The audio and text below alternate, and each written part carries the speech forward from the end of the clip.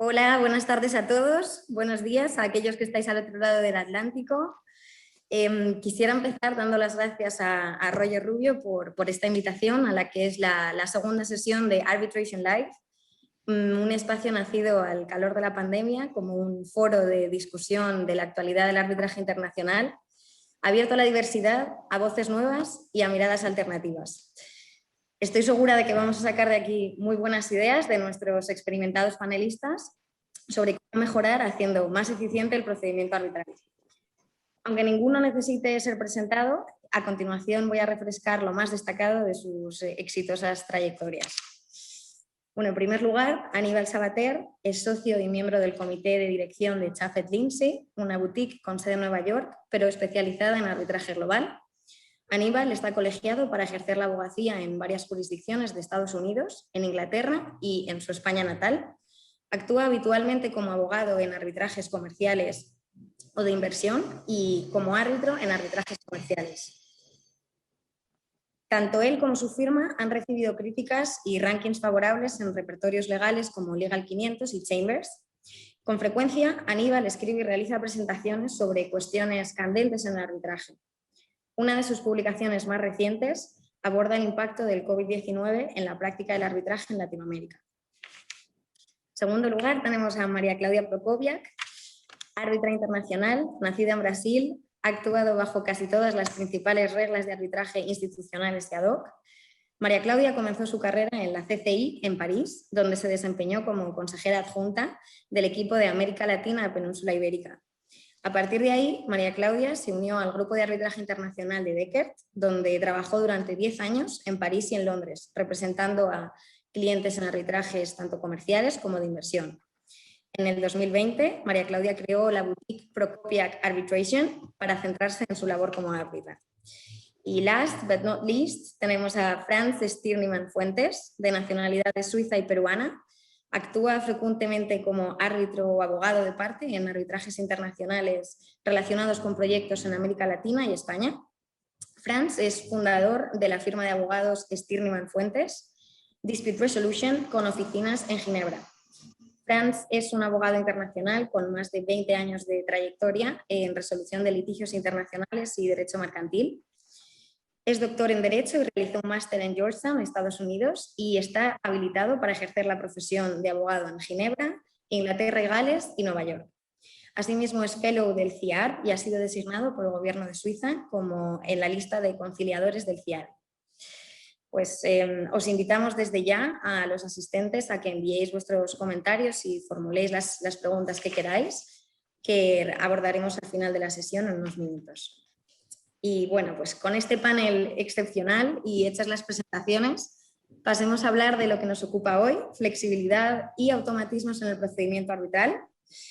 ¿Qué ideas nuevas podemos tener para hacer el procedimiento arbitral más eficiente? Nos gustaría hoy repensar un poco esos automatismos con los que ya hacemos el arbitraje, la orden procesal número 1, que es casi igual en todos los casos, esos red ferns con 500 páginas, ya sean en horizontal o en vertical. ¿Qué podemos hacer? Porque quizá el arbitraje se ha vuelto un poco pesado y la idea de que es tailor-made ya no sabemos hasta qué punto es cierto.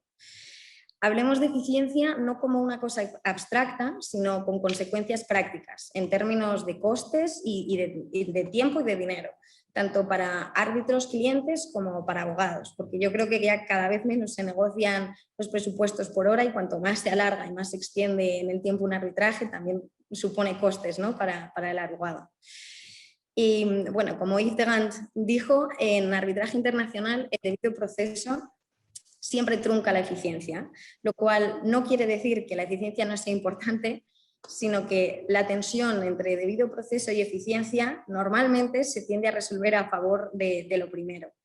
Básicamente, y aquí creo que estaréis de acuerdo conmigo, que un motivo de anulación del laudo en la mayoría de las jurisdicciones es no haber respetado lo que en cada una se entiende por debido proceso, pero sin embargo no ser eficiente en costes o en tiempo no es un motivo, hasta donde yo conozco, para la anulación o la no ejecución de un laudo. Y con esto me encantaría saber la opinión de María Claudia sobre cómo podemos mejorar la orden procesal número 1 para hacer más eficiente la administración de nuestro caso. Y también, unido a esto, cuánta previsión y eficiencia podemos ganar en la Case Management Conference en términos de utilidad de limitación de páginas, reducir número de escritos. Gracias, Vicky. Antes de más nada, quisiera agradecer a Roger por la invitación. Es un gusto estar aquí. Estoy segura que voy a aprender mucho con la conversación que vamos a tener. De manera general, pues me parece que la pregunta que me pone Vicky es, ¿podemos hacer algo desde el inicio del procedimiento para tornar el procedimiento más eficiente o por lo menos asegurarnos que el procedimiento que se va a adoptar es el más adaptado para las necesidades del caso concreto? Y a mí me parece que ya tenemos a nuestra disposición todas las herramientas que necesitamos, ¿no? Como bien mencionó Vicky en su pregunta, tenemos pues el proceso conjunto de elaboración de la orden de procedimiento número 1, que es un documento que es elaborado por el tribunal, pero en conjunto con las partes, consultando a las partes, oyendo a las partes. Y 2, la conferencia sobre la conducción del procedimiento. Así que yo creo que para alcanzar una mayor eficiencia, que es el tema que nos toca hoy discutir, la cuestión no es que los medios que tenemos no son buenos o suficientes para alcanzar esos objetivos, sino que me parece que no estamos aprovechando todo el potencial de las herramientas que tenemos a nuestra disposición. Por ejemplo, yo recuerdo que cuando se introdujo en el reglamento de la CCI en el 2012, la obligación de tener la Case Management Conference, ¿no? la conferencia de organización del procedimiento, esa innovación fue muy criticada. Mucha gente decía que sería una formalidad más dentro del procedimiento, que el arbitraje CCI se estaba volviendo muy pesado, que era una conferencia más y que no era realmente útil. Y la verdad es que la práctica demostró que los críticos estaban equivocados. O sea, hoy día es simplemente impensable establecer un calendario de procedimiento y determinar las normas para la presentación de pruebas sin tener una conferencia con las partes. Entonces, como yo decía, me parece que las herramientas existen, pero la cuestión fundamental es de qué manera las estamos utilizando. Porque esa idea de un verdadero intercambio entre partes y árbitros en el principio del procedimiento es lo que me parece que se perdió un poco en la práctica. Hay una tendencia más o menos general hoy día en adoptar, como también mencionaba Vicky, esa orden procesal número 1 modelo, sin necesariamente hacer el cuestionamiento de saber si el caso en concreto amerita o necesita el procedimiento estándar o si hay una manera más eficiente de presentar el caso. Entonces, por ejemplo, todo caso amerita una fase de solicitud de documentos con reference schedules.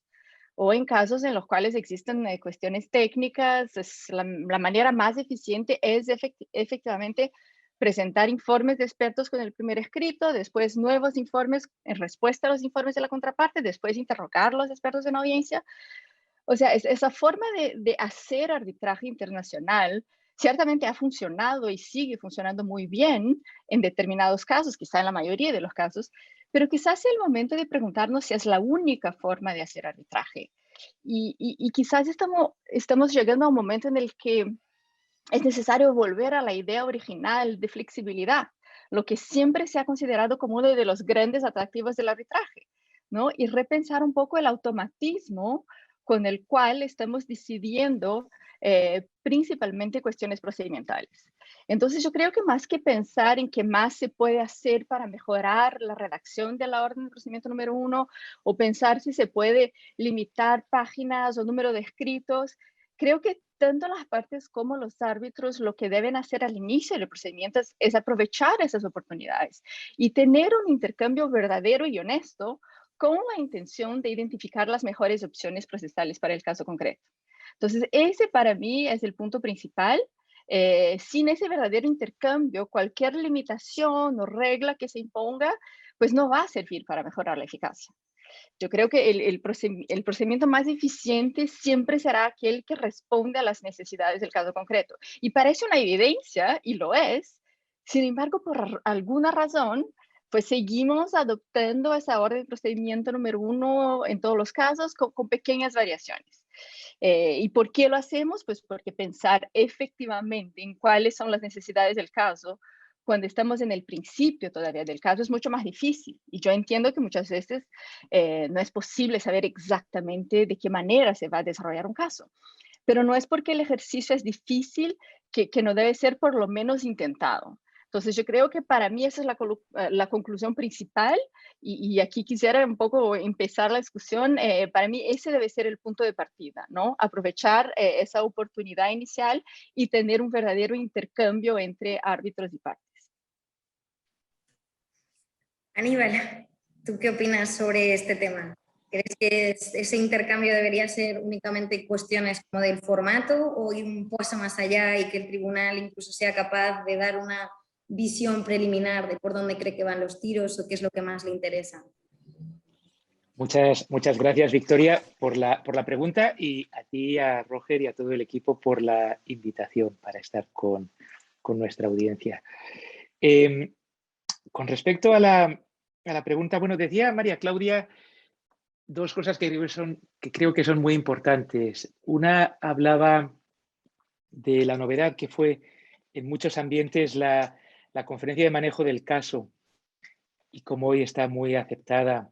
Es verdad, y a veces nos olvidamos que aparte de las ventajas obvias que tiene la conferencia como un instrumento para hacer más eficiente la conducción del procedimiento, también tiene otra ventaja muy sustantiva, muy de fondo, que es que es la primera ocasión en la que a ti como parte, si es que eres abogado, se te da la oportunidad de actuar con el tribunal, de ver cuál es la dinámica entre ellos, de ver cómo actúan con las partes y si eres miembro del tribunal, pues de desarrollar un poco de complicidad o de conocimiento mutuo con los otros miembros del tribunal. Yo creo que tiene muchas ventajas, sobre todo cuando lo comparas con lo que en muchas jurisdicciones y en muchas tradiciones era la práctica anterior, que era la de que muchas veces las partes solo estaban cara a cara con el tribunal en la audiencia jurisdiccional o en la audiencia de fondo ya muchos meses dentro del caso. Sobre ideas y contenido de la audiencia, de la conferencia para el manejo del caso, sobre todo con vistas a agilizar el proceso, una cosa que yo creo que funciona siempre bien, que nunca es tiempo perdido, aunque a veces lo parece, es pedirle a las partes que hagan una presentación breve de cuál es el caso, unos alegatos iniciales orales, en 10 minutos cada parte. ¿En qué consiste el caso? Ya sé que en la conferencia no vamos a resolver el fondo del asunto, ni siquiera vamos a entrar en cuestiones jurisdiccionales, pero creo que al tribunal le ayuda mucho entender cómo ven las partes sus respectivas pretensiones. Por ejemplo, en el arbitraje financiero, pues no es infrecuente que haya reclamaciones por fraude. Habíamos contratado este producto, pero la tasa de interés es más alta de lo esperado o no hiciste tú, proveedor del servicio bancario, no hiciste las revelaciones que me tenías que hacer a mí como cliente, como comprador del producto. Bueno, en un caso en el que hay alegaciones de fraude, el fraude se alega no solo en casos bancarios, sino en otros muchos tipos de casos, el tribunal yo creo que se prepara para unas solicitudes de información o de intercambio de información normalmente más amplias. Normalmente la parte que alega el fraude le va a pedir documentos probatorios del fraude, documentos que esa parte no tiene, se los va a pedir a la contraria. Lo pongo como un ejemplo de alegación, hay muchísimos más, que cuanto antes se explique y cuanto antes dialogue el tribunal con las partes sobre esa alegación, mejor va a entender el tribunal cómo afecta esa alegación o esa reclamación a las medidas procesales que hay que tomar en el curso del procedimiento. Pasan cosas muy parecidas en relación con testigos. ¿Qué sucede en arbitrajes post-M&A, después de la fusión y adquisición de empresas? Pues muchas veces los testigos, sobre todo los de la parte vendedora, a lo mejor ya no siguen trabajando para él que era su antiguo patrón, su antiguo empresario. Va a haber dificultades en el acceso a testigos. Se espera del tribunal, esto es una cosa muy anglosajona, se espera del tribunal que requiera a alguna de esas terceras partes para comparecer, alguno de esos testigos que ya no están bajo el control de ninguna parte, para comparecer. Hablar de todo eso con un poco de detalle al principio yo creo que ayuda a agilizar y a anticipar la resolución de problemas. Muchísimas gracias, Aníbal. Franz, al hilo de lo que comentaba Aníbal, que parece súper útil que el tribunal le pida a las partes que expongan sus respectivas pretensiones para que el tribunal escuche por primera vez un poco de cómo ven ellas su caso y cómo lo plantean. Efectivamente, aquí no se entran en esas cuestiones jurisdiccionales. ¿Cómo ves tú, cuéntanos cómo ves la eficacia de bifurcar un procedimiento? Estás en mudo, Franz. Sí. Franz, estás en mute. Déjame ver si puedo. Estoy. La buena noticia es que solo hemos necesitado 20 minutos para pronunciar esa frase. Bueno, estoy con ustedes. Gracias. Antes que nada, gracias Victoria y gracias a Rochard de haberme invitado con amigos como Aníbal y María Claudia y participar en este panel tan interesante. En cuanto a la bifurcación, bueno, es el clásico tema, ¿no? Cuando se plantea la bifurcación, una parte siempre lo pide, normalmente la pide la parte demandada, para a lo mejor buscar que se haga más lento y que el procedimiento. Sin en cambio, lo que normalmente se hace es simplemente, primero, bifurcar entre a lo mejor temas de responsabilidad, con temas con quantum, bifurcar obviamente en el arbitraje de inversión temas de jurisdicción o competencia con temas de méritos, lo que es obvio de un punto de vista de derecho internacional. Pero lo que también en mi experiencia es importante a lo mejor es también bifurcar en cuanto a temas o en cuanto a hechos dispositivos. Y es por eso también nuevamente que es importante, yo creo, esta conferencia de la conducción del procedimiento y que el árbitro ya desde muy temprano en el arbitraje esté bien informado sobre cuáles son las diferentes demandas y las diferentes peticiones de las partes. Porque puede ser que además de los temas jurisdiccionales y las diferentes demandas que existen temas de disposición importantísimas, ¿no? Prescripción, por ejemplo, o a lo mejor una renuncia fundamental de una parte, que a lo mejor pueden decidir partes muy importantes de la disputa. Y a lo mejor esos temas no salen claramente desde el principio, y es por eso que a veces tener una buena conferencia, una conferencia abierta y franca sobre cuáles son los temas que hay que decidir y hacer como un decision tree, ¿no? Si esto pasa esto, no se tiene que decidir eso. Si pasa esto o se decide eso, no se tiene que decidir eso.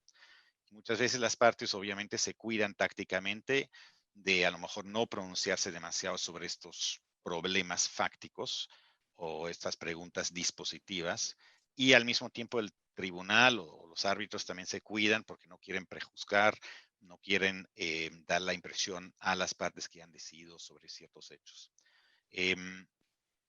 Yo, sin embargo, pienso que sí es importante identificar ese principio si existen, además de los típicos tópicos de bifurcación, otros tópicos de disposición. Y un segundo punto que también creo que es importante en la bifurcación es que siempre hay ese debate si verdaderamente es eficaz una bifurcación, y hay estadísticas de un lado contra el otro lado que dicen que muchas estadísticas dicen que bifurcación no necesariamente lleva a un arbitraje más rápido o más célero, todo el contrario, porque se tiene que calcular que sobre cada cuestión el tribunal tiene que emitir un laudo, el laudo tiene que ser escrutinado por la SCI, luego hay una posibilidad de anularlo, etcétera, etcétera. Sin embargo, yo creo que también se tiene que tomar en consideración consideraciones económicas, ¿no? Por ejemplo, lo más importante para mí, por ejemplo, en la bifurcación entre responsabilidad y quantum, es los costos de los peritajes, que pueden ser masivos, ¿no? Así que aunque se podría decir que hay sobrelape entre temas y evidencia y prueba de quantum y responsabilidad, a veces es mejor saber antes si hay una responsabilidad o no antes de entrar en meterse en los gastos que pues, pueden ser masivos de peritos, ¿no? A lo mejor no el impacto de una bifurcación no es tan grande en cuanto a ganar tiempo, pero el impacto económico sí puede ser importante.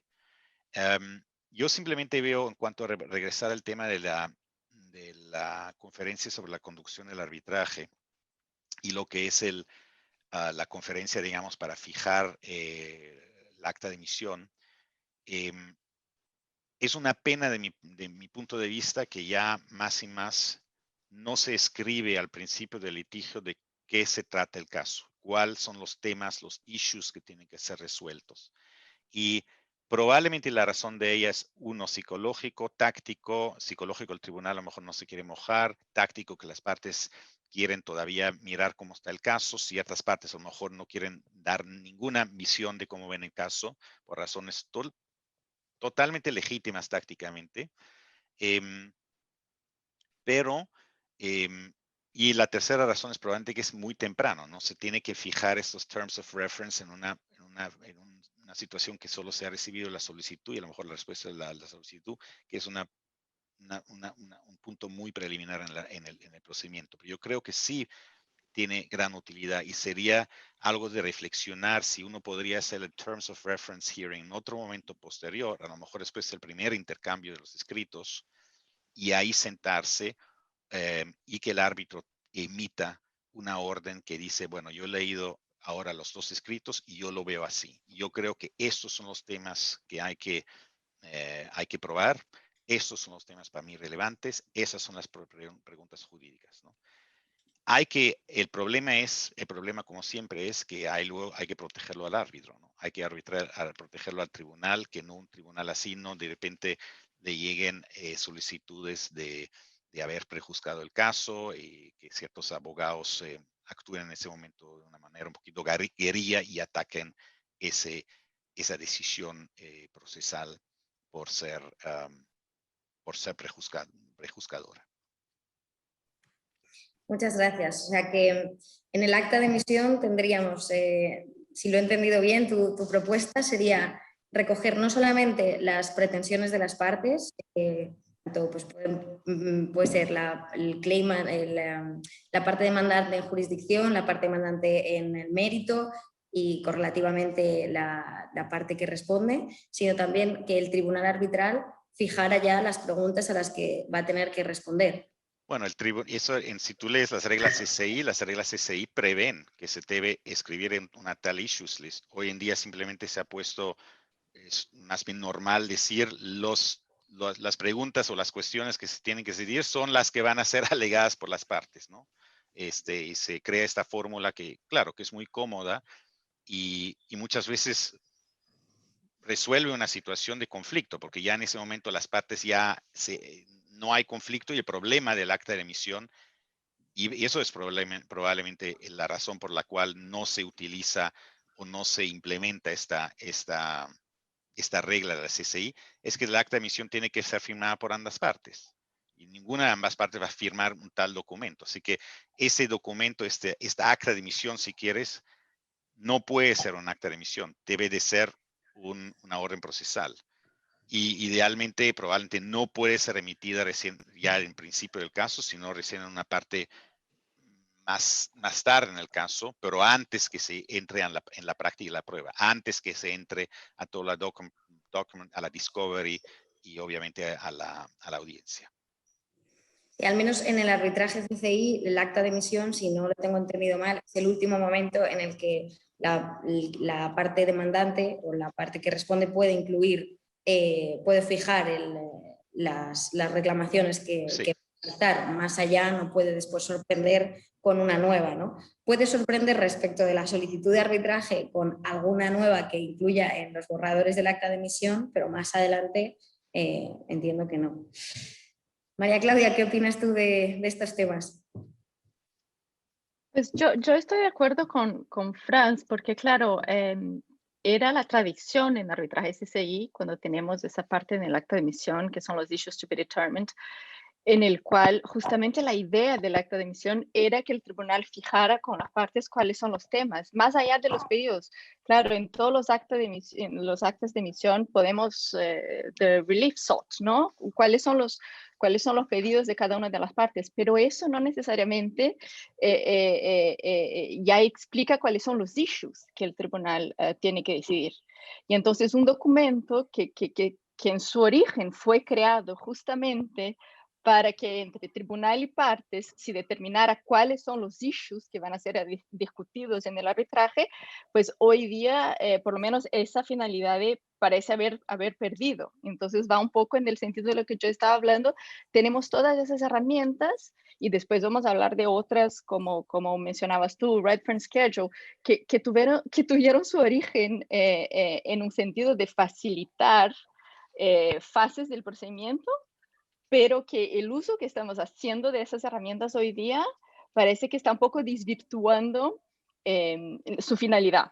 Y entonces lo que yo digo es, no es la hora quizás de volver un poco a la esencia de por qué existe un acta de emisión, de por qué se creó un Redfern Schedule y cuál es la finalidad del documento y preguntarnos si lo que estamos haciendo ahora efectivamente alcanza esa finalidad. Y es ahí donde tengo la duda. Entonces, a mí me parece que a veces esa reunión de conducción del procedimiento o para discutir el acta de emisión es un poco una oportunidad perdida. O sea, es una formalidad más ahora en arbitraje CCI.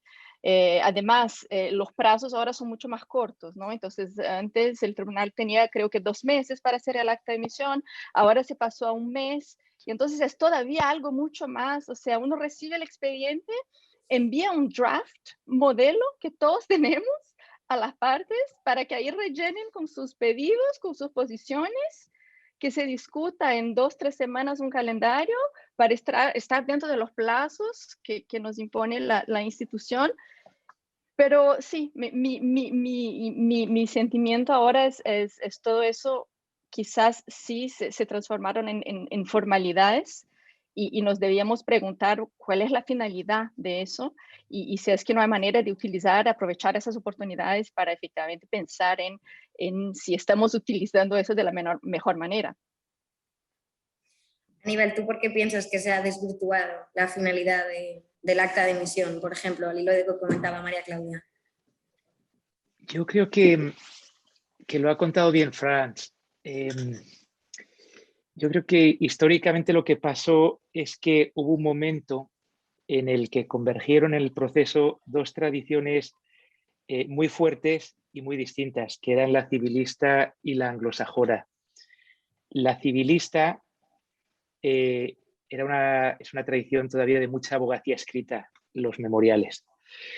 Y la anglosajona era una tradición más de ir directamente al juicio. Entonces, claro, yo creo que el acta de emisión fuerte, con el list of issues to be determined, del que hablaba María Claudia, con el decision tree, ¿no? Vamos a poner en el acta de emisión cuál es el árbol de la decisión, cuál es la secuencia de las preguntas que tiene que responder el tribunal, y si las responde de un modo, entonces cómo sigue el análisis, y si las responde de otro, cómo sigue. Ese detalle era muy cómodo y tenía muchísimo sentido cuando se iba directamente al juicio después del acta de emisión, que es una cosa que todavía pasa mucho en arbitrajes, por ejemplo, marítimos. Pero si tú sabes ya de partida que vas a tener memoriales entre medias, de hecho estás explorando todavía el caso con el cliente. Tú lo decías bien, Victoria, es decir, sí, tú como, estoy hablando con el gorro de abogado, tú como abogado sabes que cuando presentas la solicitud de arbitraje y la contestación tienes que formular las reclamaciones y las formulas. Ahí te preocupas de que no se te quede nada. Pero sabes que todavía no has hablado con todos los testigos, todavía no tienes input, y desde luego no tienes input definitivo de los expertos. Entonces, tú presentas una demanda y una contestación, una solicitud de arbitraje y una contestación todavía muy esquemáticas. De manera que el desarrollo de los argumentos te lo estás reservando y lo haces en los memoriales. Y la realidad es que yo creo que la mayoría de los abogados por muy en detalle que preparemos el caso, es 1 o 2 meses antes de presentar el primer memorial, 1 o 2 meses antes del memorial y bastantes semanas después del acta de emisión, cuando ya por fin vemos cómo se cierra el argumento, ¿no? Entonces, ¿qué es lo que ha pasado? Que claro, ahora se va al acta de emisión con una idea mucho más preliminar de lo que es el caso. No solo es que tengan los abogados la idea, no solo es que tengan los árbitros la idea preliminar, es que la propia idea de los abogados es muy preliminar, ¿no?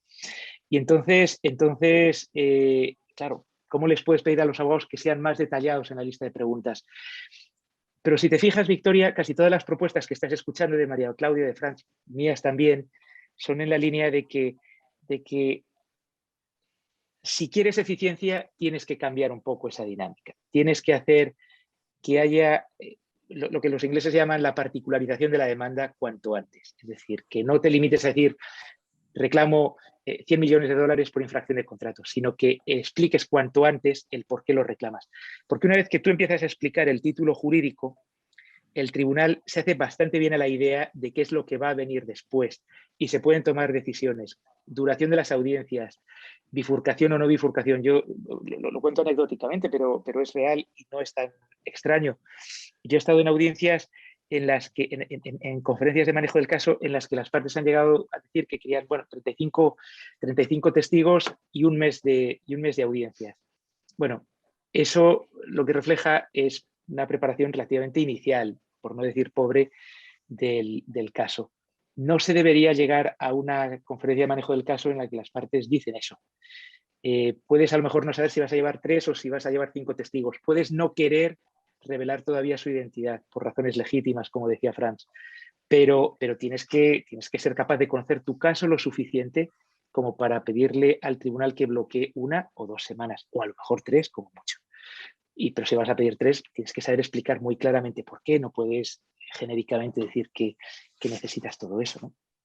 Entonces, bueno, esa es la respuesta larga a tu pregunta muy, muy corta. Pero yo creo que tiene mucho que ver con cómo ha ido creciendo, sobre todo en el arbitraje complejo, la estructura del procedimiento. Y no vamos directos a la audiencia como en algún momento sí que se hacía, como se hace todavía en el litigio estadounidense, es decir, en el litigio judicial estadounidense.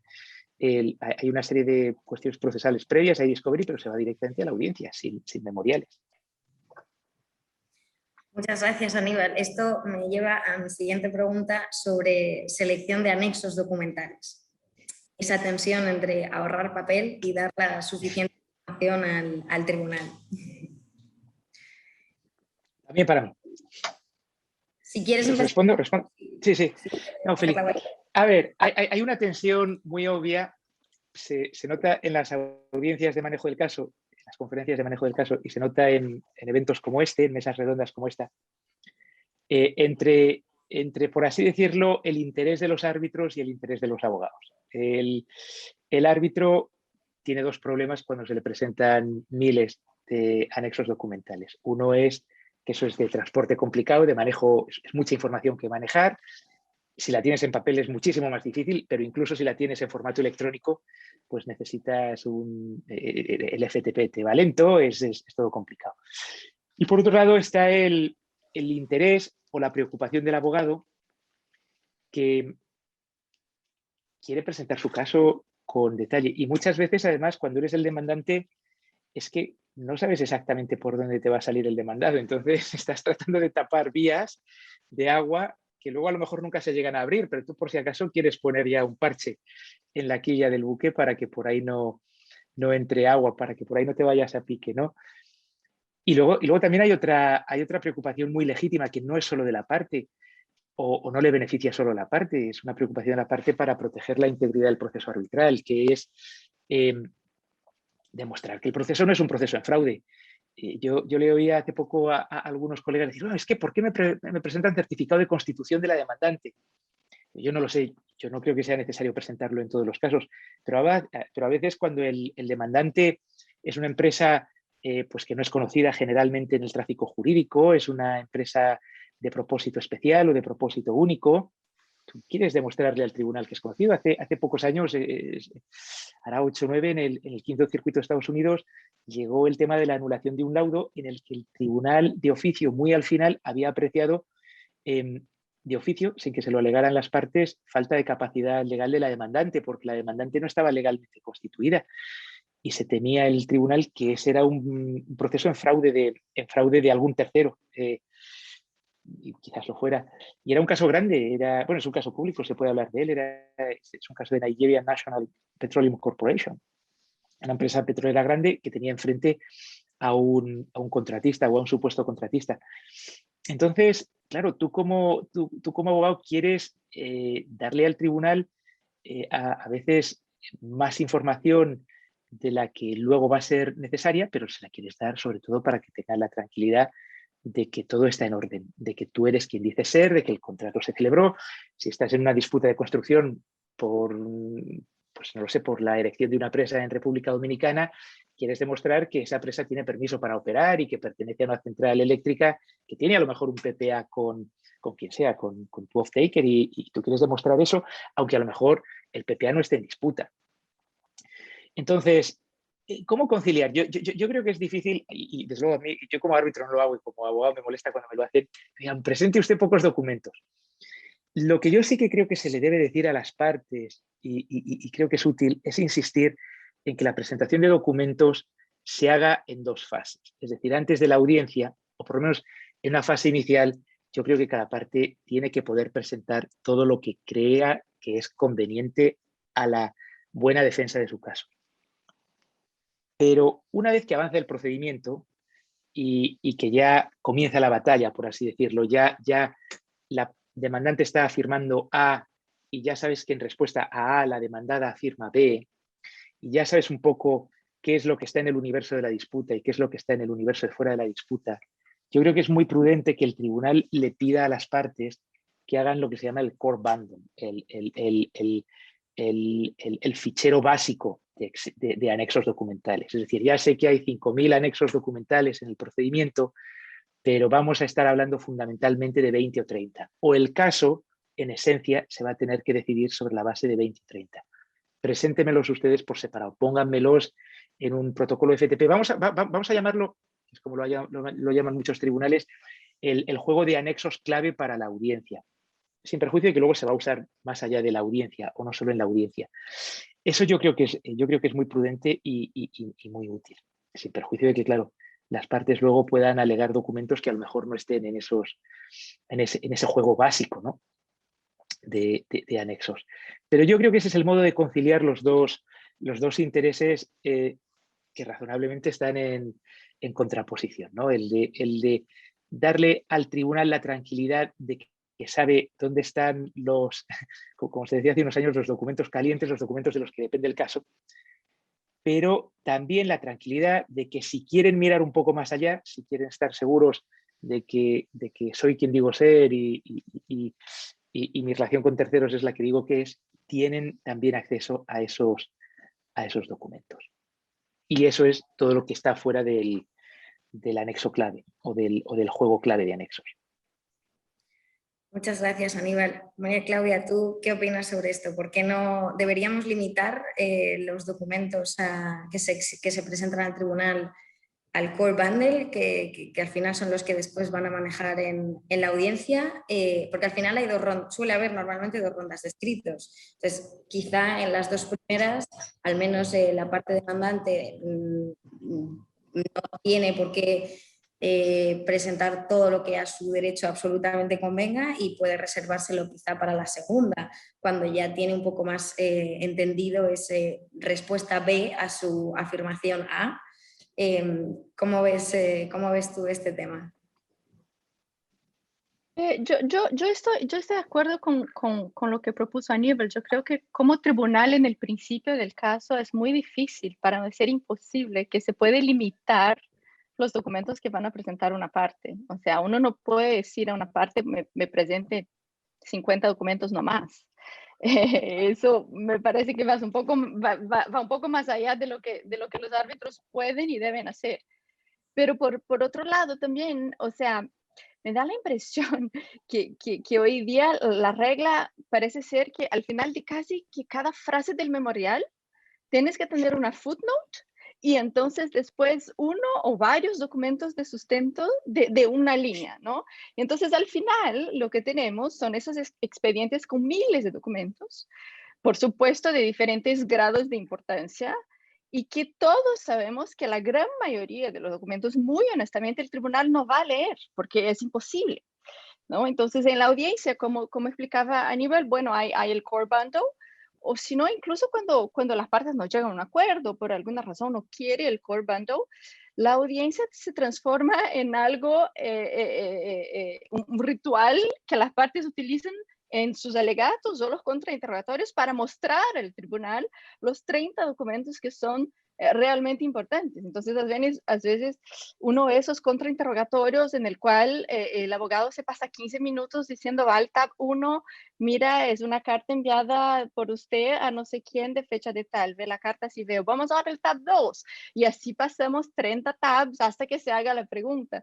Entonces, una vez más, es una cuestión de tiempos y costos, entonces quizás podemos hacer las cosas de una otra manera, o sea, si son efectivamente 30 o 40 documentos que son importantes, ¿y por qué me han presentado los otros 585?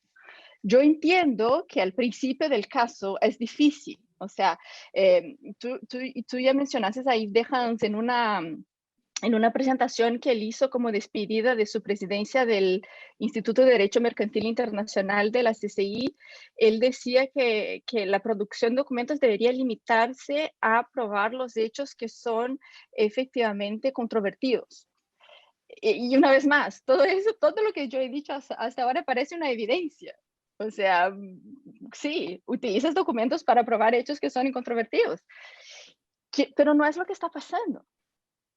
Una razón puede ser, como explicaba Aníbal, porque al principio del caso las partes quizás ni siquiera sepan efectivamente cuál es el core de la disputa. O sea, yo no sé todavía cuáles son los hechos que la parte demandante va a contestar o no va a contestar. Entonces, sí, tiene sentido que quizás en un primer momento se presenten todos los documentos que uno quiera para cubrir todas sus bases. Pero en un segundo momento, pues ya creo que la disputa está más bien definida y ahí no es necesario presentar quizás, o sea, si las partes están de acuerdo que en la reunión del 20 de junio pasó lo que pasó, yo no creo que es necesario presentar todas las actas de todo el mes de junio, o sea, porque nadie va a mirar eso, ¿no? Entonces, una vez más, yo creo que si la idea es, si el objetivo que quiere alcanzar uno al presentar un exhibit es probar un hecho, sí, pruebas un hecho que es controvertible, ¿no? Un hecho no controvertible no tiene que ser probado. Una vez más, parece una evidencia, pero quizás en la práctica no sea así tan sencillo, e incluso cuando uno intenta definir con las partes cuáles son los hechos controvertibles o no controvertibles, bueno, ahí se puede crear una disputa mucho mayor.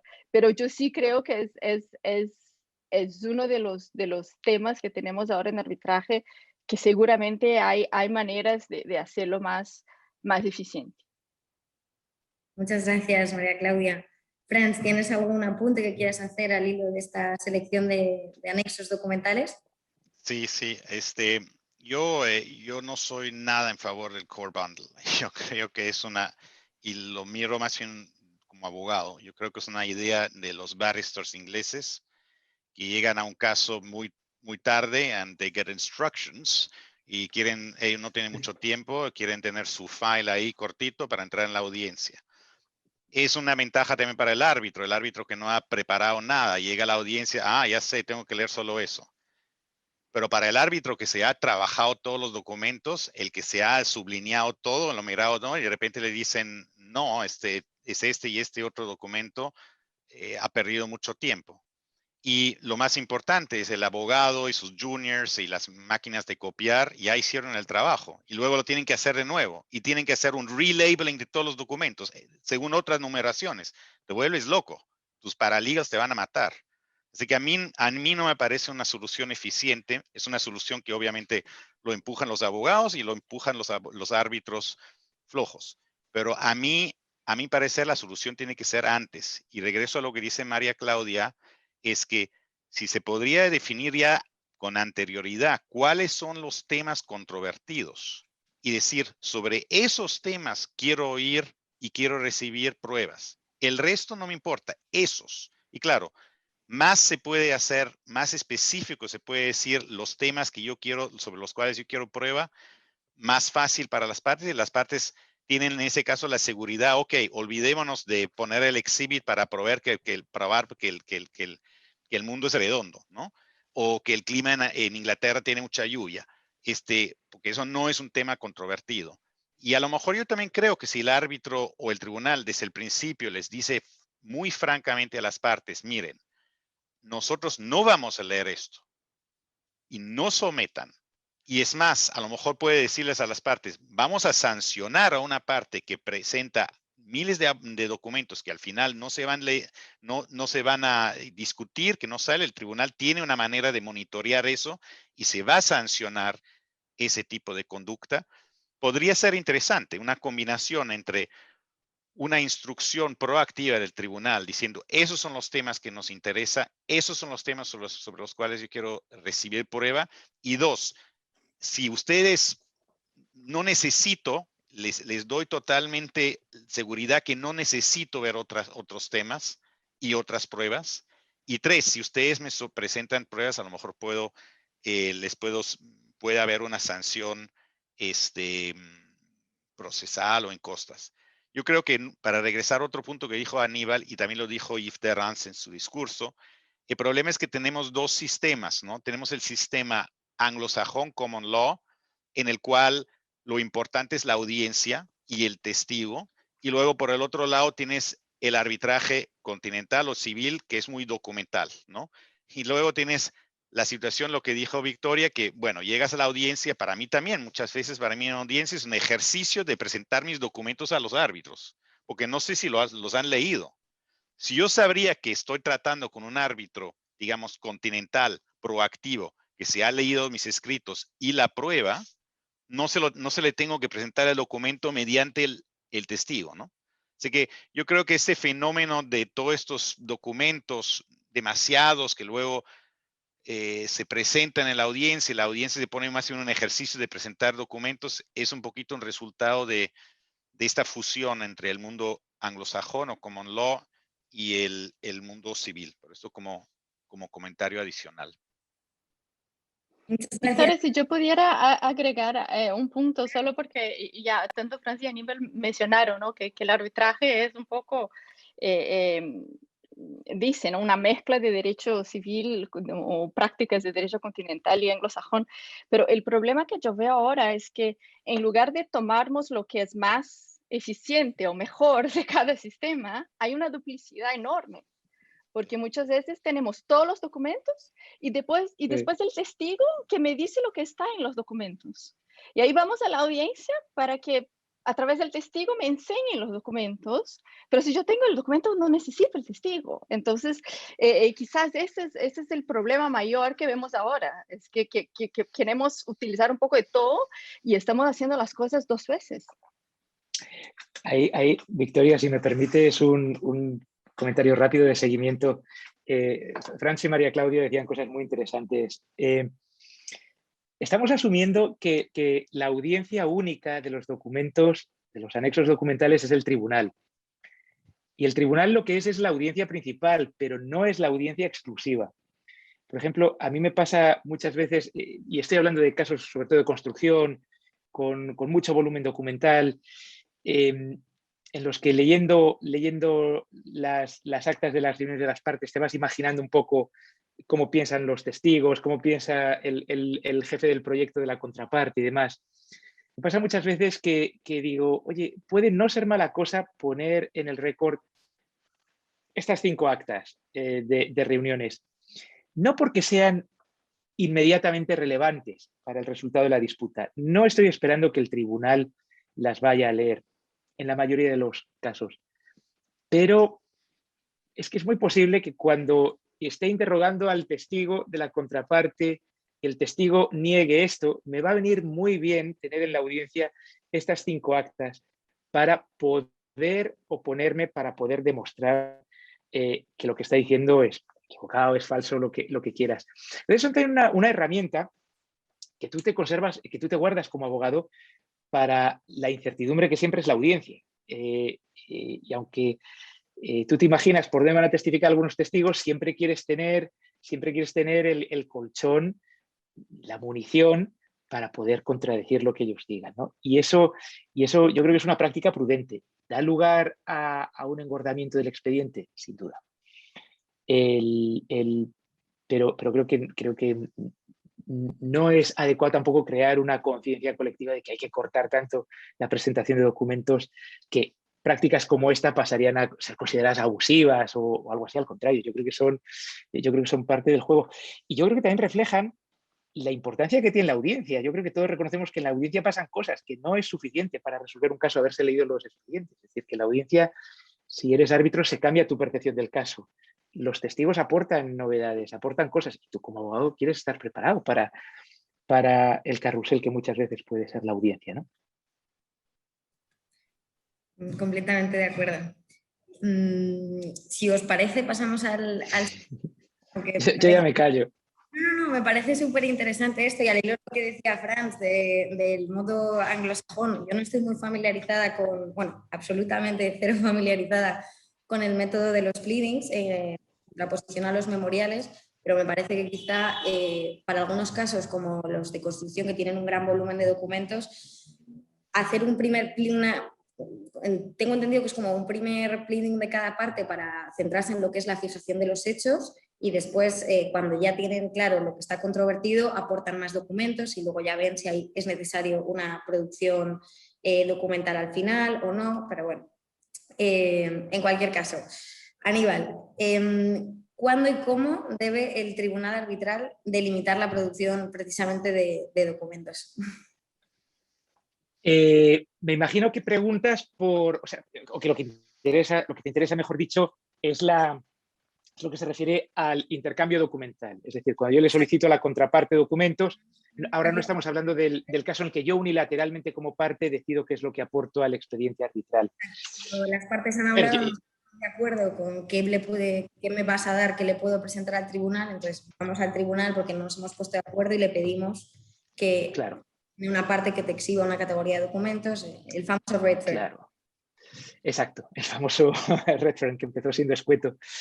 A ver, bueno, María Claudia lo decía hace unos minutos. Yo creo que se ha convertido últimamente en una fiesta un poco desgraciada, ¿no? A veces es como si estuviéramos importando ideas de tradiciones jurídicas no para utilizar lo bueno que hay en ellas, sino para explotarlas al máximo y ver si se crea confusión. Yo creo que esta es una área en la que hay muchísima ineficiencia, mucho sobregasto y mucha pérdida de tiempo. Probablemente estoy un poco frustrado porque llevo unos días trabajando en 2 reference schedules.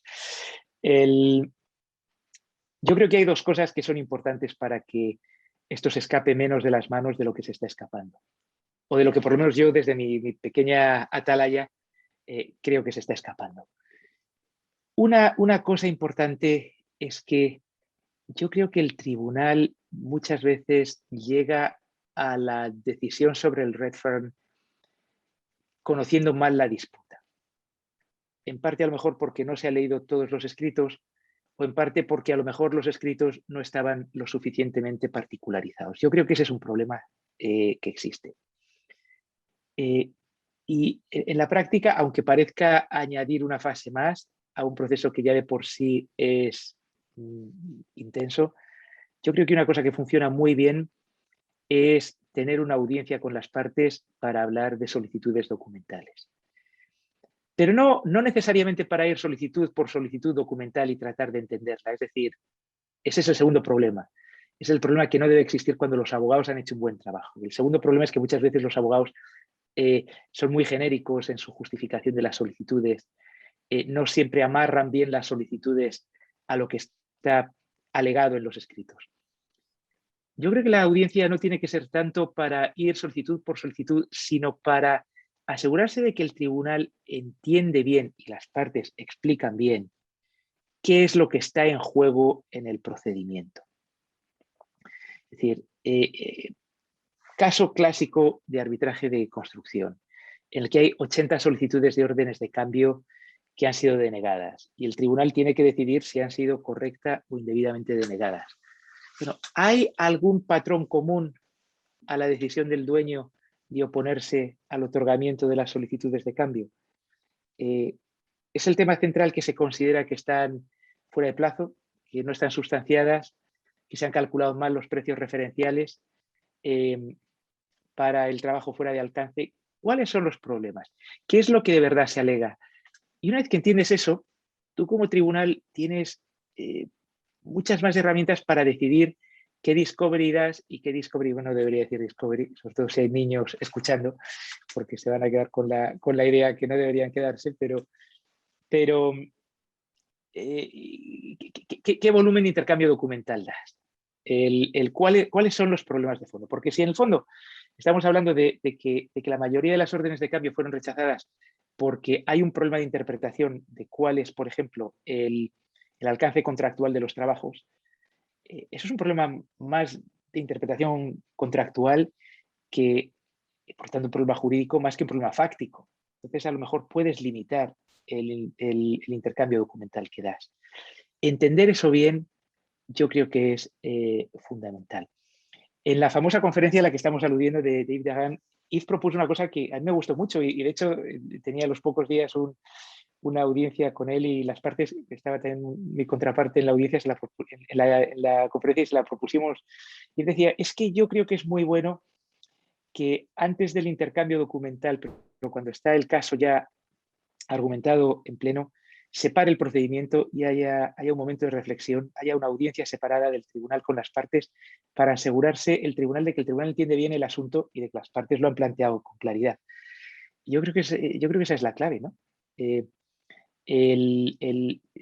Si le damos al tribunal las herramientas necesarias para entender qué es lo que está en disputa, es mucho más fácil luego que el tribunal te niegue las solicitudes de intercambio que son excesivas. Porque ¿cuál es de verdad el problema que tenemos hoy? Que muchas veces no se comenta. El problema que tenemos hoy es que muchas veces, si no está claro, se otorga. Porque existe un miedo a denegar, existe un miedo a generar una percepción de prueba denegada. Entonces, el modo de dar tranquilidad de que no se está denegando prueba indebidamente es darle al tribunal las herramientas suficientes para que entienda que la prueba que se le ha pedido a lo mejor no es conducente o no es relevante. Si el tribunal tiene esa tranquilidad y si nosotros hemos hecho el esfuerzo de explicárselo, entonces el tribunal va a tener un nivel de confianza más alto a la hora de denegar. María Claudia, como árbitra, ¿cuál sería tu perspectiva? Sí, yo estoy de acuerdo con lo que dijo Aníbal y yo creo que los Redference, que una vez más, o sea, su finalidad era facilitar ese proceso de producción de prueba y ahora parece que se ha tornado en toda una fase autónoma. Incluso vemos cuando pedimos en algunos casos statement on costs, que las partes individualicen los tiempos y costos que pasaron en la fase de producción de documentos. Entonces, o sea, los budgets de los casos siempre se explotan cuando hay una fase de producción de documentos. Entonces, si eso está pasando, es evidente que hay un problema y entonces pensemos si hay otras maneras de hacerlo, ¿no? Me parece que si bien los reference schedules sirven para aislar las cuestiones que debe decidir el tribunal y son, o sea, que sirven para eso, no son muy útiles o eficaces en el objetivo de relacionar la producción de documentos con las cuestiones más amplias del caso, ¿no? De modo que el tribunal tenga una idea real de la importancia de cada solicitud y de la forma en que se relacionan las solicitudes o, como dijo Aníbal, qué es lo que está en juego. Entonces, eso quizás es lo que está faltando en esos documentos. Entonces, ya hemos visto que hay intentos de transformar el reference schedule en algo un poco más fácil. Entonces, yo sé que Juan Fernández Armesto ahora tiene su propio schedule, que es mucho más detallado, pero, o sea, yo creo que el problema de manera general que veo yo, o uno de ellos, es que si seguimos lo que dicen las reglas de la IVA, ¿no? Uno de los requisitos que una solicitud de documentos debe contener es una declaración de que los documentos, de por qué los documentos son relevantes para el caso. Y me parece que la simple exigencia de que la solicitud contenga una declaración de por qué los documentos son relevantes ya no es suficiente. Debemos pensar en una fórmula alternativa en la cual a las partes se exija una verdadera demostración de cómo los documentos solicitados son relevantes para el caso, incluso con referencias cruzadas a memoriales, a otros documentos. O sea, yo creo que hay una diferencia entre una declaración, porque ahí la parte me va a decir, el testigo de la contraparte dijo algo, entonces para probar eso yo quiero todas las actas de los últimos 10 años de reunión. O sea, necesito que tienen que ser mucho más detallado que eso. Y entonces yo creo que hay una diferencia entre hacer una declaración y la verdad es que ¿cuántas veces hemos visto diferentes solicitudes de documentos que tienen la misma justificativa?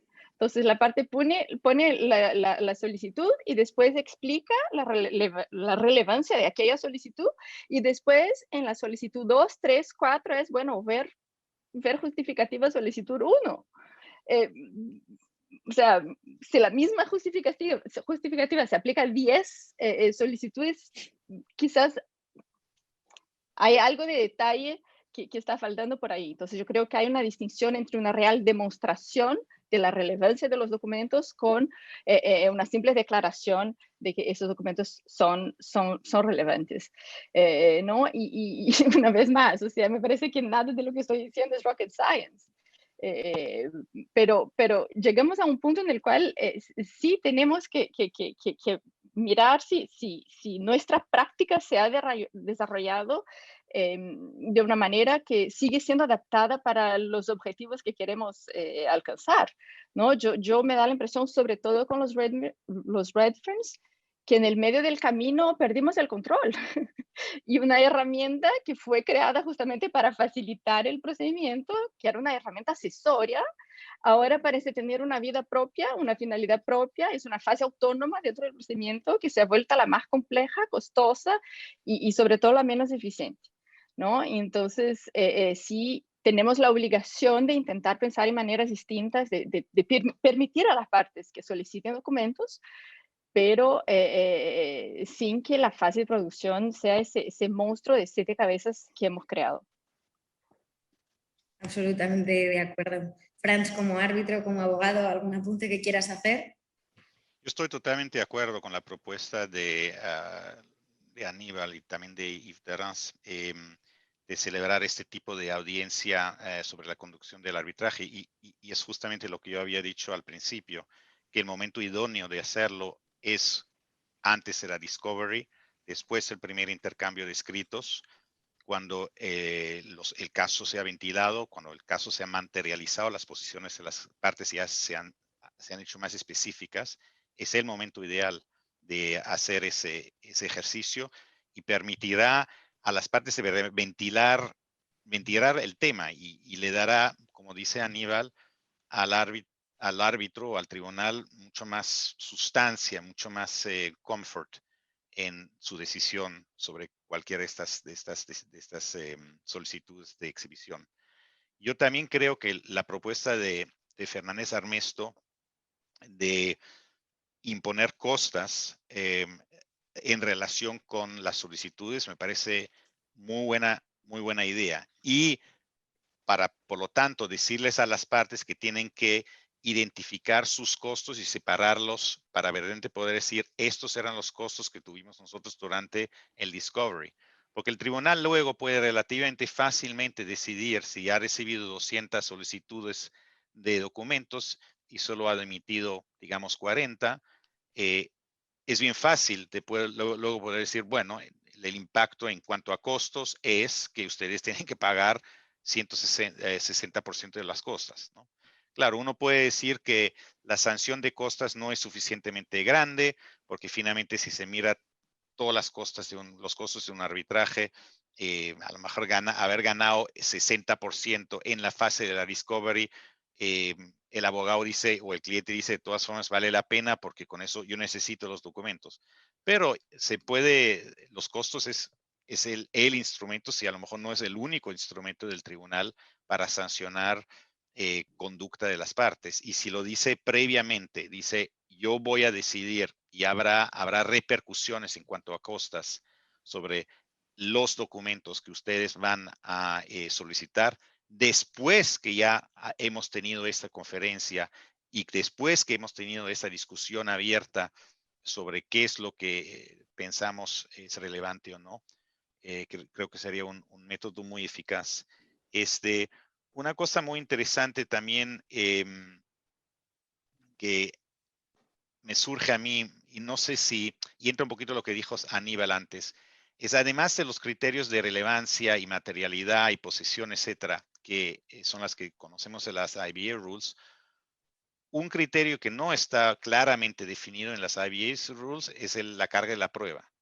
Y es verdad que yo siempre más, digamos, como abogado civilista siempre tenía la visión que además de tener que poder probar materialidad y relevancia, tienes que tener que probar que tú tienes la carga de la prueba y necesitas ese documento para probar algo, ¿no? Y si se trata, como dijo Aníbal antes, que necesitas ese documento simplemente para luego poder contradecir o impeach a un testigo, o para a lo mejor contraatacar o demostrar que la alegación de una parte que no está dentro de tu esfera de carga de la prueba es errónea, que se podría denegar. Pero por el otro lado, esto es un debate, no es una doctrina. Cierta gente dice que sí, la carga de la prueba debe de ser un elemento, por ejemplo, Yves Derrans lo dice, pero mucha gente dice no, forma parte de mi derecho de ser oído, como lo dice Aníbal, de tener documentos y pedir por documentos que a lo mejor me sirven a mí para atacar lo que la otra parte quiere probar, ¿no? Pero es un tema interesante que me parece que no está discutido mucho en la doctrina. Lo miro cada vez que tengo que hacer un procedural order o una decisión sobre red firms y no hay mucha decisión, o no, mejor dicho, no hay mucha doctrina sobre esta pregunta. Y la doctrina está dividida. Vicky, si yo pudiera solo agregar un punto que efectivamente Franz tiene razón. Ese tema de la carga de la prueba es bastante interesante porque, bueno, son doctrinas, ¿no? Entonces hay ideas de los dos lados, pero muchas veces, además de buscar un documento que contradiga lo que el testigo está diciendo, la parte presenta una solicitud de documentos para que la contraparte diga que el documento no existe. Entonces, que su alegación, la verdad, no está fundamentada. Entonces, la carga de la prueba no es mía, la carga de la prueba es de la contraparte, pero yo quiero demostrar que la contraparte, la verdad, no tiene ningún documento y que, por tanto, no cumplió con su carga de la prueba, ¿no? Entonces, esa es otra dificultad, es la solicitud de documentos. Una de las finalidades de la solicitud de documentos es de ese tipo de ejercicio o no. Y entonces, pero también ahí lo importante es tener ese intercambio con los árbitros, para que o sea, tienes que saber con quién estás, con quién estás hablando y para quién estás presentando sus solicitudes. Si todos sabemos, hay ciertos árbitros que tienen una visión muy fuerte y que dicen solo me piden los documentos con referencia a las alegaciones que ustedes están haciendo. Pero es importante incluso saber, yo creo, cómo piensan los árbitros y cuál es la visión que los árbitros tienen de esa fase de producción de documentos, para qué sirve la fase de producción de documentos, justamente para que las partes puedan utilizarla de una manera que sea útil después para el propio tribunal. Justamente a eso incluso voy. los árbitros tienen visiones distintas, ¿no? De para qué sirve. Justamente, si tú sabes que un árbitro te dice claramente, si tú haces una alegación y no la has probado, pero está dentro de tu esfera de carga de la prueba, no está aprobada, es tu responsabilidad y yo voy a ser muy específico sobre eso. Ahí ya sabes que en el fondo no tienes que hacer este ejercicio, ¿no? De pedir el documento y probarlo on your face, que no tienen el documento, ¿no? Sí. Interesante, y efectivamente he escuchado hablar poco de la carga de la prueba en relación con el red firm. Nos vamos quedando sin tiempo, pero me gustaría hacer alguna pregunta más. Precisamente en relación con esto de los poderes del tribunal y esa conversación con el tribunal de decir, bueno, pues estos documentos sí me interesan para estas alegaciones, estos hechos no los considero controvertidos, entonces no me hagáis solicitudes de esto porque no es pertinente y no va a ser necesario.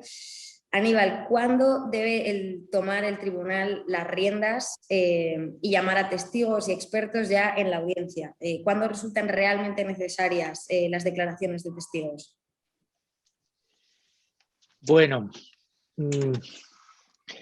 yo creo que ahí hay dos temas un poco distintos. Uno, yo creo que uno es si el tribunal puede llamar a un testigo que no haya presentado una declaración testifical. Creo que eso es muy arriesgado y muy infrecuente. Yo me lo he encontrado alguna vez, pero casi porque las partes se lo pedían al tribunal. Había una parte haciendo una alegación de silla vacía. Oye, tú me estás alegando todo esto, pero no me has presentado el testigo que necesitas para probar esas alegaciones. La contraparte decía, bueno, pero es que no está bajo mi control. Si el tribunal lo llama, pues feliz de presentarlo. Y la contraparte decía, bueno, pues si el tribunal lo llama, nos encantaría interrogarlo. Pero es ese escenario tan casi psicodélico, tan infrecuente, ¿no? Una situación, y por tanto como infrecuente que es, pues yo creo que hay que manejarlo con mucho cuidado y no cambiarlo. Es decir, el tribunal no debe modificar el principio dispositivo que rige el procedimiento, ¿no? Las partes, como regla, son las que deciden quién presenta declaraciones testificales y, como regla, la presentación de una declaración testifical escrita es un requisito previo para ser interrogado en la audiencia. Hay una situación un poco distinta, que creo que es a la que apuntaba más tu pregunta, que es la de cuándo puede el tribunal llamar a testigos, cuándo es el tribunal el decisor último de qué testigos de entre aquellos que han presentado una declaración escrita testifican en la audiencia. La regla general, por lo menos la práctica general, es que las partes intercambian listas de testigos 2, 3 semanas, unas semanas antes de la audiencia, y ahí es donde se fija el listado de las personas que van a ser interrogadas. Y como regla el tribunal acepta las listas de las partes y no se mueve de ellas. ¿Cuándo puede el tribunal, por así decirlo, dar pushback? ¿Cuándo puede el tribunal, por así decirlo, rebatir y decir, oye, no, ustedes se han puesto de acuerdo en que comparecen estos 5 testigos de la demandante, estos 5 de la demandada, pero a mí en realidad eso no me interesa. Yo quien quiero es escuchar a estos 3 de la demandante y a 2 de la demandada. O al contrario, o ustedes han traído 5 más 5, pero yo quiero que sean 5 más 6, porque hay un testigo de la demandada al que nadie ha llamado que a mí de verdad me interesa. ¿Cuándo se puede? ¿Cuándo se debe hacer eso? Es más complicado. Los tribunales de tradición continental o civilista lo hacen con frecuencia. Los de common law lo hacen con reticencia, aunque yo lo he visto alguna vez que lo hacen. Los presidentes de common law lo hacen con reticencia, pero lo hacen. Yo creo que sobre todo cuando está más justificada la medida es cuando se da una de estas dos circunstancias. Una, que hay una seria ineficiencia, es decir, volvemos al ejemplo que ponía al principio, que es un ejemplo real. Las partes le dicen al tribunal, necesitamos un mes o 5 semanas de audiencias porque va a haber 35 testigos y las partes inundan al tribunal con materiales. Y el tribunal ve claramente, indubitadamente, que ahí hay ineficiencias, que los testigos se duplican, que los testigos abordan temas que no son sustanciales y por lo tanto el tribunal dice no necesito ir a los 35, vamos a ahorrar tiempo y dinero escuchando solo a 10 o a 7. Pero para hacer eso, lo normal es que haya tenido la famosa conferencia de la que hablaba Yves, la famosa audiencia de la que hablaba Yves, ¿no? Es decir, que antes de la audiencia, incluso antes de la segunda ronda de memoriales, haya habido un acto en el que el tribunal haya quedado con la tranquilidad de que entiende las posiciones de las partes, entiende cuáles son los asuntos y con plena competencia puede determinar quién es relevante, quién no es relevante para el asunto. Esa sería una circunstancia. La otra circunstancia es los contextos en los que el tribunal tiene, y esto puede sonar un poco inusual, pero no lo es tanto, tiene un cierto poder inquisitorial, porque se lo da el reglamento, o porque se lo da la ley aplicable, o porque se lo da el contrato, o las expectativas mismas de las partes. ¿Cómo sucede eso? Bueno, por ejemplo, en los Dispute Adjudication Boards, los procedimientos ante los paneles de adjudicación, no son arbitrajes en sentido estricto, pero son procedimientos, si tomamos el reglamento de la CCI, que es el que más se usa y el más detallado, pues son procedimientos que claramente priman mucho la eficiencia en tiempo sobre el detalle en la resolución. Es decir, al board se le dice resuelva usted rápido y trate de resolver bien. Bueno, en casos como esos es frecuente que el panel diga no me presenten ustedes a sus 10 testigos, no tendríamos tiempo de resolver en el plazo indicado por el reglamento o en el plazo indicado por la cláusula. Yo les voy a decir lo que quiero. Quiero un testigo sobre el tema de retrasos, si estamos en una disputa de construcción, que es lo normal en los temas de paneles de adjudicación, y uno sobre daños, por ejemplo, o uno sobre alcance de obras y otro sobre retrasos. Esa es la otra situación. Otras circunstancias en las que el tribunal tiene un cierto poder inquisitorial, cuando el tribunal sospecha que puede haber una infracción al orden público, que no se le está contando todo, que se le está ocultando algo, y algo sustancial, algo que puede afectar negativamente a terceros. Es un caso normal en el que el tribunal puede llamar. Y yo creo que en general, siempre que se haga una conversación franca y abierta y con preaviso a las partes, es decir, si el tribunal cree que decidir él qué testigos comparecen va a ayudar a la eficiencia, bueno, que se plantee y que se plantee pronto. Yo creo que cuando no se hacen las cosas bien es cuando esto se dice 2 semanas antes de la audiencia. Pero si el tribunal desde la conferencia de manejo del caso le advierte a las partes de que se reserva el derecho de revisar las listas de testigos que presenten las partes, que se reserva el derecho de llamar a alguien que haya presentado declaración escrita no llamado por las partes, que se reserva el derecho de no escuchar a todos los citados por las partes. Bueno, las partes ya van preparando el caso sobre esa expectativa y también probablemente van a presentar listas mucho más directas y más razonables que si no tuvieran la expectativa, que si no tuvieran la espada de Damocles de la revisión del tribunal sobre encima. ¿Qué es lo que sucede hoy en muchos casos? Que las partes asumen que el tribunal va a dar por bueno lo que ellas pidan.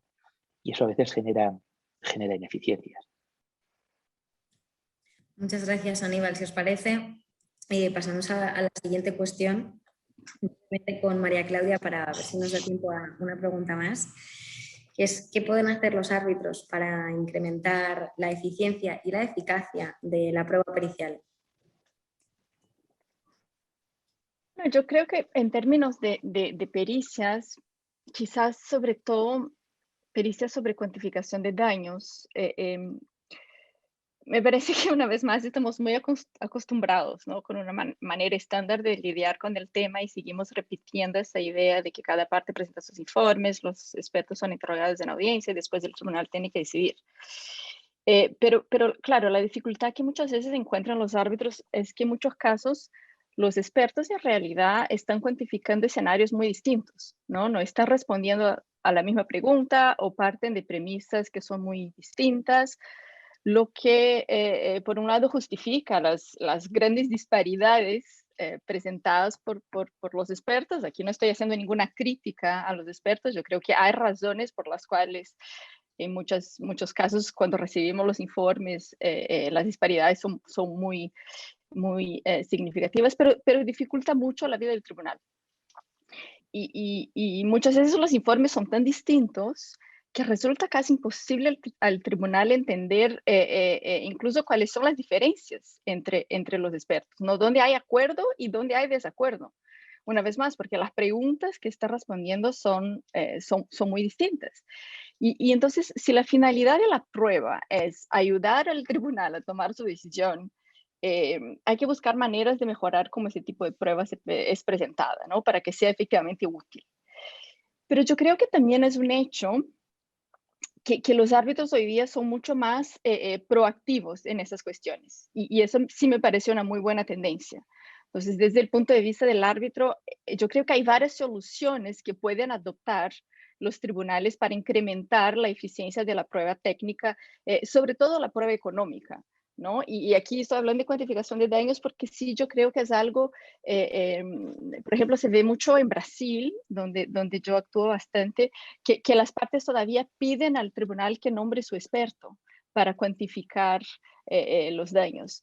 Y eso siempre me parece la manera menos eficaz de hacer, de presentar el caso. De uno, yo no entiendo por qué las partes aceptan de alguna manera perder el control de la manera como la prueba va a ser realizada, porque al final es lo que va a hacer el experto.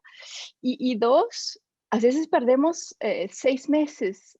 En un caso yo oí que perdimos 6 meses porque las partes no podían poner o acordar justamente los quesitos, como se llama en Brasil, o las preguntas que el perito tenía que responder. Y entonces, yo sí creo que para evitar el nombramiento del perito del tribunal, que es la solución menos eficaz posible, hay varias soluciones. Y entonces, una de esas soluciones que me gusta bastante y la veo, la verdad, muy poco utilizada, es la regla que está contenida, si no me equivoco, en el artículo 5.4 de las reglas de la IVA sobre la práctica de pruebas, que dispone que el tribunal puede pedir a los peritos de las partes que se reúnan, que traten de llegar a un acuerdo sobre los asuntos a que se refieren en sus informes y hagan constar por escrito en un informe conjunto aquellos puntos sobre los cuales hay un acuerdo, aquellos puntos sobre los que existe un desacuerdo y sobre todo las razones del desacuerdo.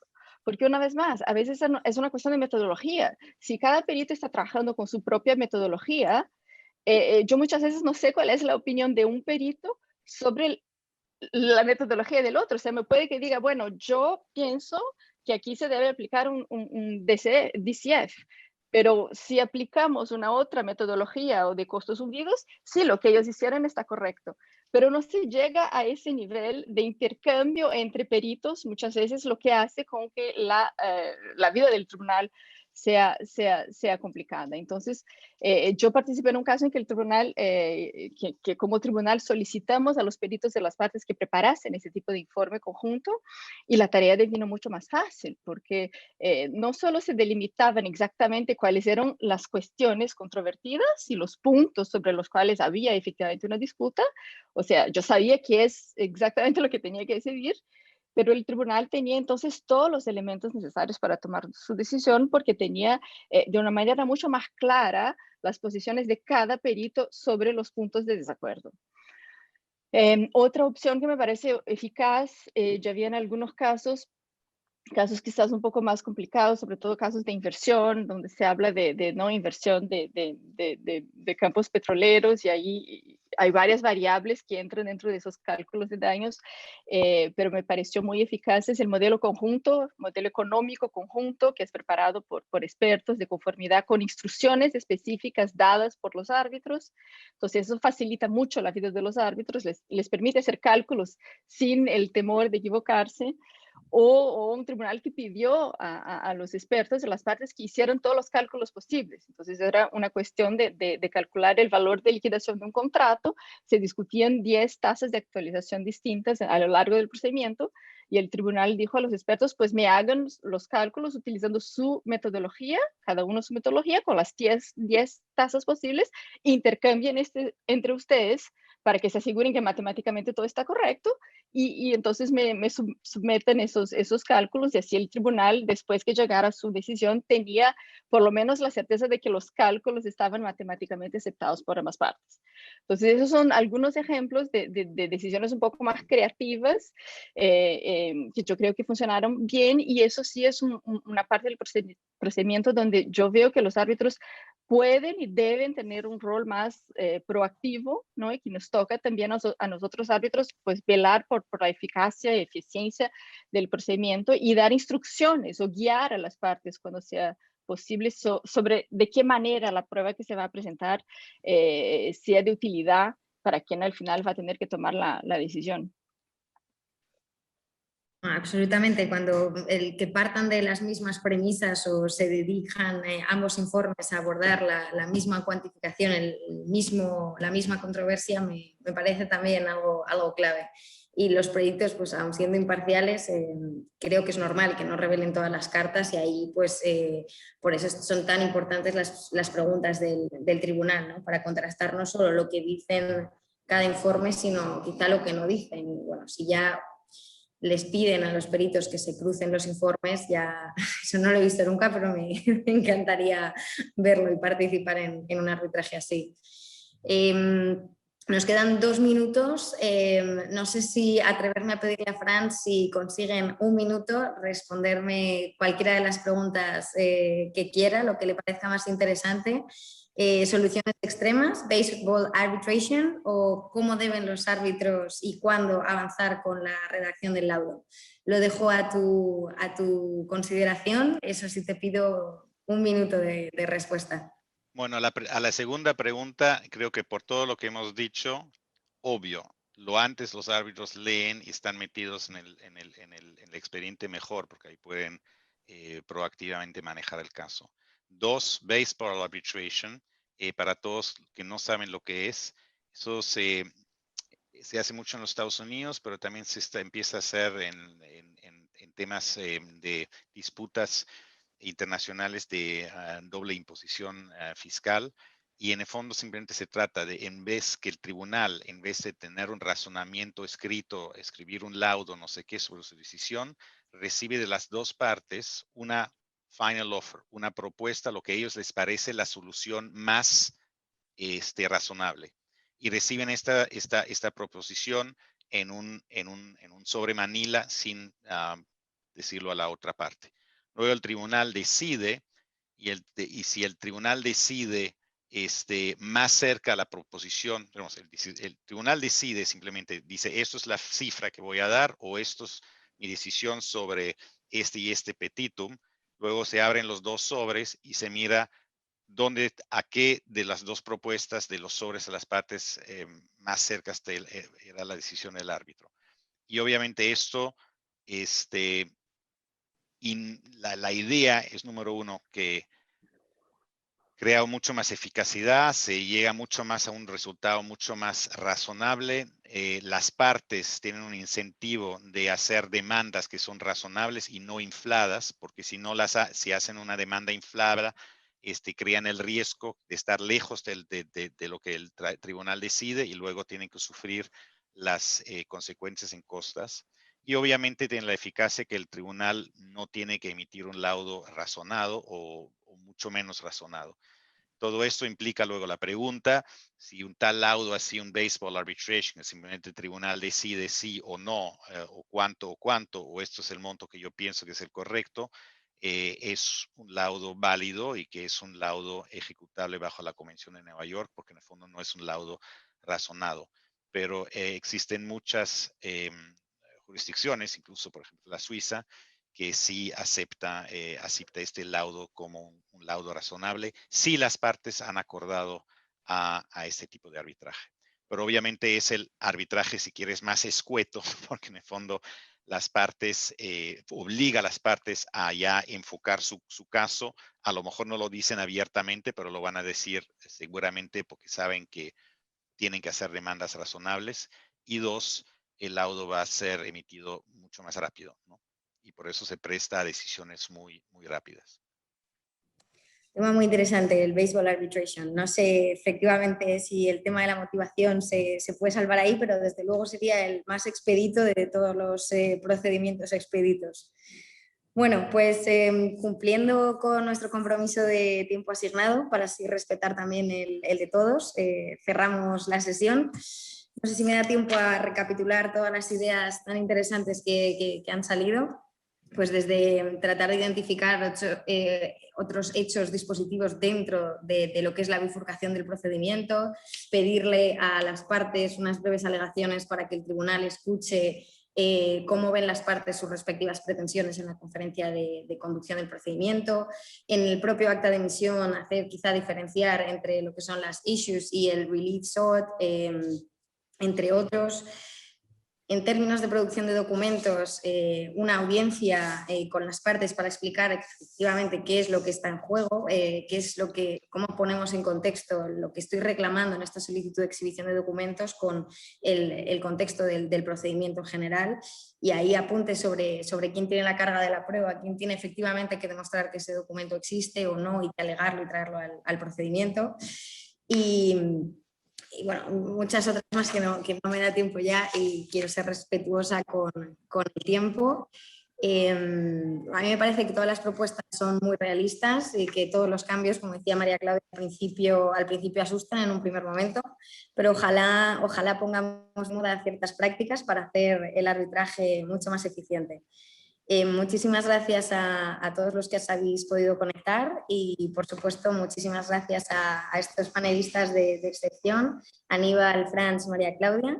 Muchísimas gracias. Si alguno de vosotros quiere añadir algo, yo creo que este es el momento, y si no, simplemente os invitamos a todos a conectaros a la próxima sesión de Arbitration Live. Ya que estamos dando gracias, por supuesto, a nuestra moderadora, a Victoria, y a don Roger, por organizar el evento y a la audiencia. Lo mismo de mi parte. Muchísimas gracias, Victoria Muchas gracias. y Roger. Gracias a vosotros.